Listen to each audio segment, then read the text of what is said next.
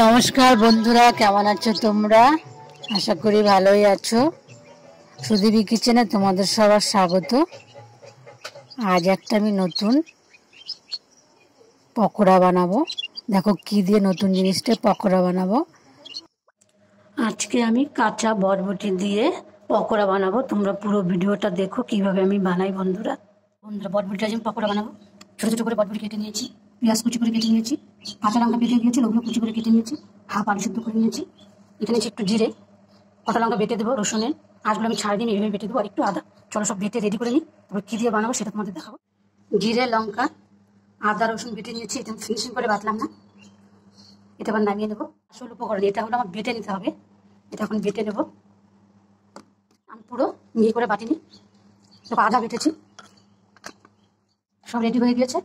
এবার দিয়ে দেবো হলুদ, স্বাদ মতো লবণ, ছোটো এক বাটি চালের গুঁড়ো,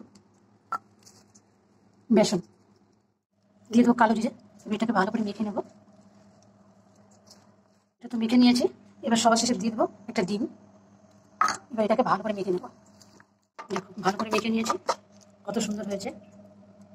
এবার বানিয়ে নেবো। একটা তেলটা আমি বেশি করে দিয়েছি, গরম হয়ে গিয়েছে। দিয়ে দেবো। দেখো বন্ধুরা, এক সাইড হয়ে গিয়েছে। এবার আমি উল্টে দেবো।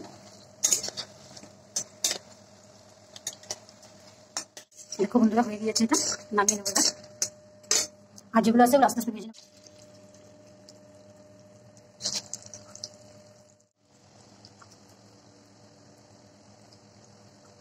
দেখো বন্ধুরা, সব পকোড়াগুলো আমার ভাজা হয়ে গিয়েছে। এবার তোমাদের একটু খেয়ে দেখাই। বন্ধুরা, বানানো তো হয়ে গিয়েছে পকোড়া। তো আমরা ভাত দিয়ে খাবো, তোমরা সস দিয়ে খেতে পারো। সস দিয়ে খেতেও খুব ভালো লাগবে। মুচমুচে হয়েছে, সিদ্ধটাও কত সুন্দর হয়েছে।